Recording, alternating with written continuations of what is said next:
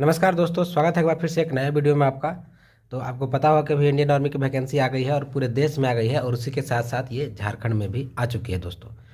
तो क्या है इसकी प्रोसेस ऑनलाइन करने की और कब तक डेट है इसकी, ये सारी जानकारी हम आपको इस वीडियो में देने वाले हैं। उससे पहले अगर आप मेरे चैनल पर नए हैं तो पहले चैनल को सब्सक्राइब कर दीजिए और बने रहे वीडियो में लास्ट तक, ताकि आपको पूरी जानकारी मिल सके दोस्तों। तो चलिए बिना देरी के शुरू करते हैं। जैसा कि आप यहाँ पर देख पा रहे होंगे दोस्तों, आर्मी रिक्रूटमेंट ऑफिस रांची यानी कि झारखंड की है। क्या क्या जरूरत मेन मेन पॉइंट्स है वो हम आपको बताएंगे। ज़्यादा डिटेल हम लोग नहीं करेंगे इस वीडियो में। तो ये अनमैरिड मेल कैंडिडेट से एप्लीकेशन इनवाइट किया गया है, मतलब जो अविवाहित पुरुष हैं सिर्फ वही इसको भर सकते हैं। ईयर 2023 से 24 के लिए है और इसकी ऑनलाइन डेट है वो 16 फरवरी से 15 मार्च तक है, यानी कि लास्ट डेट आपकी 15 मार्च है।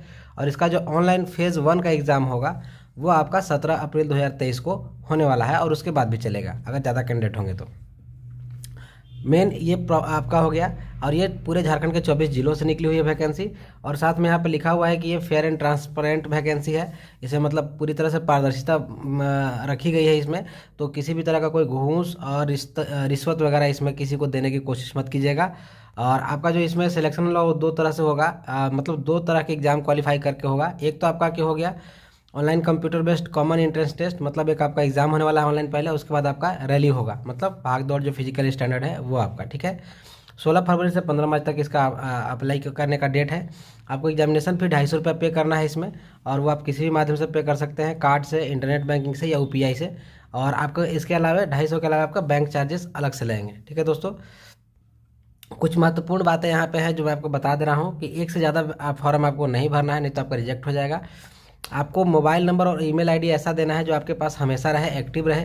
अक्सर मैं देखता हूँ बहुत सारे फॉर्म मैंने भरे हैं, तो उसमें क्या होता है कि कैंडिडेट आते हैं और फॉर्म तो भरवा के चले जाते हैं, लेकिन वो अपना ईमेल आईडी लॉस मतलब भूल जाते हैं और मोबाइल नंबर अपना चेंज कर देते हैं। तो ऐसा मत कीजिएगा। आपके पास जो परमानेंट आपका मोबाइल नंबर होगा या जो आपके पास ईमेल आईडी है या नहीं है, तो अगर आप बनवाते हैं अभी नया फ्रेश, तो उसको हमेशा के लिए याद रखिएगा, कहीं लिख के रख लीजिए, उसको अपने मोबाइल में लॉगिन करके रख लीजिए। वो ईमेल आईडी आपके पास खोना नहीं चाहिए, क्योंकि आगे बहुत प्रॉब्लम होती है कभी कि अगर पासवर्ड अगर आप कुछ भी भूल जाते हैं तो। और ये अनिवार्य रूप से आपको रखना है, क्योंकि बाकी आगे की सारी कम्युनिकेशन आपको इसी ईमेल और मोबाइल नंबर पे होने वाली है इंडियन आर्मी की तरफ से। उसके बाद एक ही बार आपको अप्लाई करना है, लिखा हुआ है। आपको 5 एग्जाम सेंटर चूज़ करने हैं इसमें, जिसमें से कि आपको पहले जो 3 आपका प्रेफरेंस रहेगा उसी में से किसी पे आपको एग्ज़ाम देने के लिए वहाँ से मतलब एक तरह से कोशिश किया जाए कि आपको ऊपर के किन्हीं 3 एग्ज़ाम सेंटर में से एग्ज़ाम सेंटर अलॉट किया जाए, ठीक है।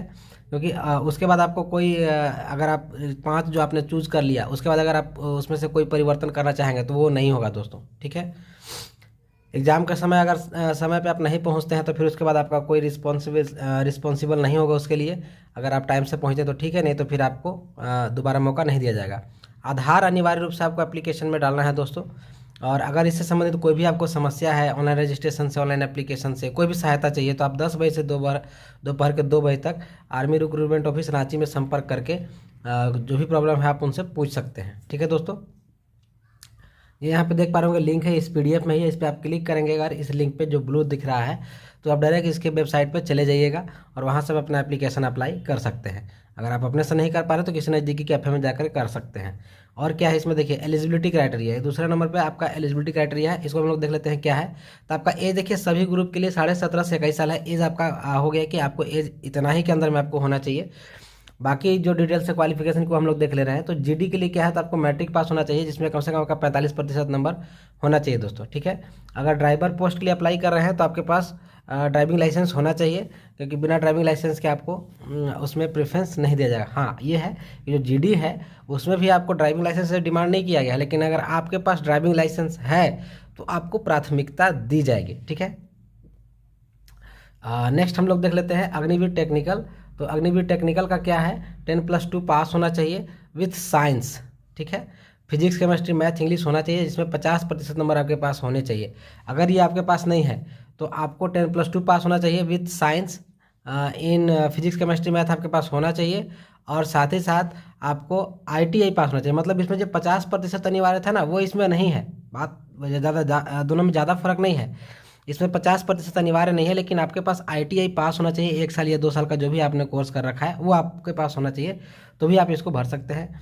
नेक्स्ट है आपका कि आपको 10th पास होना चाहिए जिसमें 50% नंबर होना चाहिए, और उसमें आपका मैथ, साइंस और इंग्लिश सब्जेक्ट होना चाहिए, और साथ ही 2 साल का ITI या 3 साल का डिप्लोमा अगर आपने कर रखा है तो भी आप एलिजिबल हैं।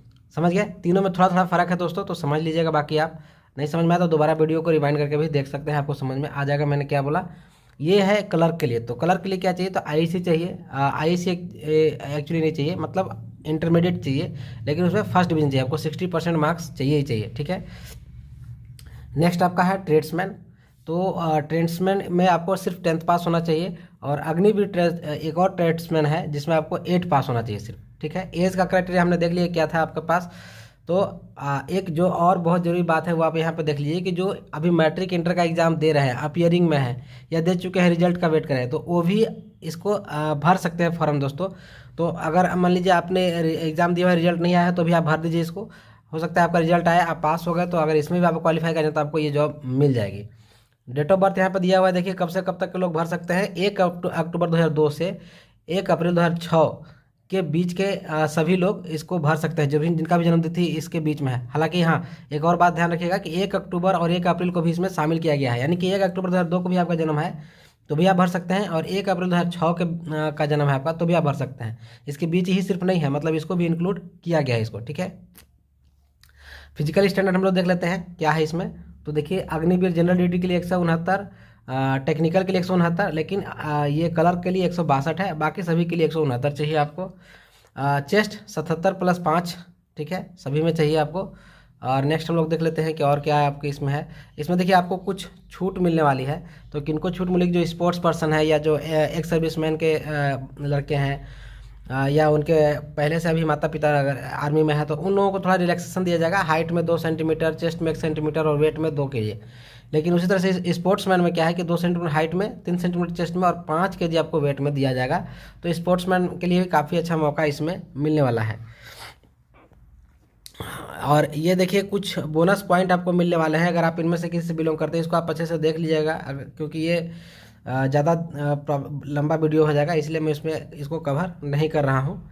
और टर्म्स एंड कंडीशन में देख लीजिए, यहाँ पे आपका जो लीव है, देखिए लीव आपको मिलने वाली है 30 दिन की 1 साल में, और बाकी मेडिकल लीव जो है वो तो आपको मेडिकल के हिसाब से आपको मिलने वाली है। पेमेंट देख लीजिए यहाँ पे कि पहले साल में आपको 30,000 मंथली मिलने वाला है, जिसमें से कि आपको 9,000 कट जाएगा, 1,000 आपके हाथ में मिलेगा, और 9,000 आपका जो कटेगा और उसके साथ आपको 9,000 सरकार आपके खाते में जमा करेगी, यानी कि कुल मिलाकर 18,000 रुपये आपका गवर्नमेंट ऑफ इंडिया के PF फंड में आपका, मतलब मान के चलिए, जमा हो जाएगा। सेकंड ईयर में आपका सैलरी 33,000 हो जाएगा, यानी कि लगभग 10% आपका इंक्रीमेंट मिलने वाला है। उसमें आपको इन हैंड 23,100 मिलेगा, और ये दोनों आपका सरकार की तरफ से, एक आपका कटा और एक सरकार की तरफ से।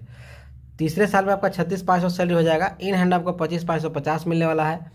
उसी तरह चौथे साल में आपकी सैलरी 40,000 होगी, और इन हैंड आपको 28,000 मिलेगा, और 12,000 आपका कट जाएगा और 12,000 सरकार जमा करेगी। कुल मिलाकर के आपका 5,02,000 रुपया आपका 4 साल में आपको कट के जमा होने वाला है, और उतना ही पैसा आपको सरकार आपके खाते में जमा करेगी।